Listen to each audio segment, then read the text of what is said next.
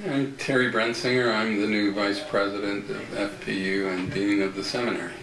I was teaching at a college in Pennsylvania for 16 years and pastoring some churches.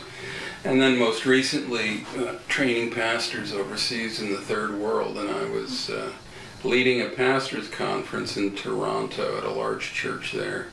And I was searching the web for some materials for the class, and a job description from the seminary here popped up. I wasn't even looking for it. And the timing wasn't possible, so I sent it to my wife kind of as a joke. And she sent it back to me and said, "This looks like us." In the meantime, I decided not to apply.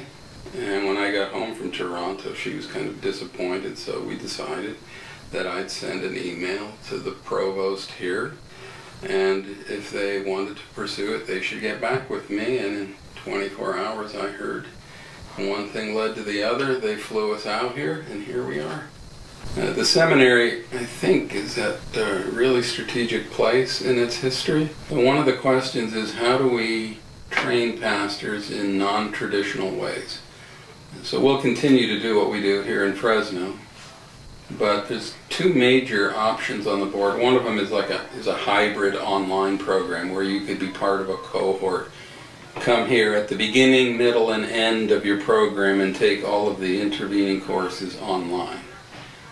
But the other idea, which I'm particularly excited about, is we're calling it a hub model, in the sense that we have hubs strategically located.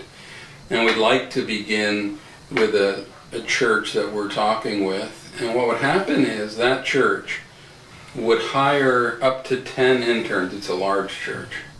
1 to 1.5 days a week, they would have class that FPBS would deliver via technology most of the time. I mean, we may have a professor show up in person from time to time, and we'll have a local professor at the church. These interns would serve for 3 years, have their housing and everything covered, have 3 years of experience, graduate with no debt because the sponsoring church would pay their tuition, and then they would be released to serve in churches all over the place. And what's especially exciting is it not only provides seminary training without debt, but if it grows, as we hope it will, and other churches get involved or mission boards get involved, we could actually use some extra funds that might come through this to set up hubs overseas in places where people can't pay for an education. So we could strategically set up a hub in Choma, Zambia, for example, or in Cuttack, India, and interns in churches there could get a degree of some sort from FPBS, delivered in total at a very, very minimal cost. It's got enormous implications.